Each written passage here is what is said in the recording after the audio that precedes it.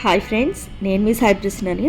ఈరోజు వీడియోలో ఏంటంటే మాకు అనుకోకుండా అయోధ్య నుంచి బాలరాముని ప్రసాదం అయితే వచ్చిందండి.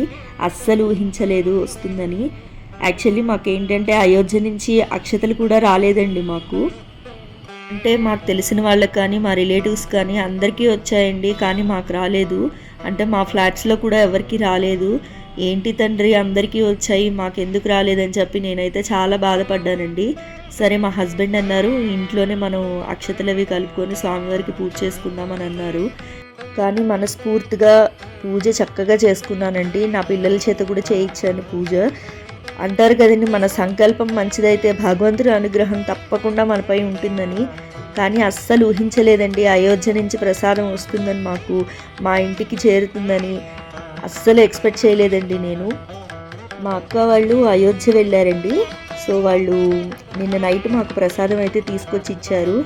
ఒక్కసారి ఆ ప్రసాదం చూడగానే నాకైతే చాలా సంతోషం వేసిందండి. వెంటనే ఆ సంతోషాన్ని మీతో షేర్ చేసుకుందామని వీడియో అయితే తీశాను. రామయ్య తండ్రి అనుగ్రహం మాపై ఇలా చూపించినందుకు చాలా సంతోషంగా అనిపించిందండి. అంటే వాళ్ళు నైట్ తీసుకొచ్చి ప్రసాదం ఇచ్చారు, కానీ మేము నైట్ తీసుకోలేదండి. మార్నింగ్ పూజ అది చేసిన తర్వాత అప్పుడు తీసుకుందామని చెప్పి ప్రసాదం అయితే అలాగే పెట్టేశామండి దేవుడి దగ్గర.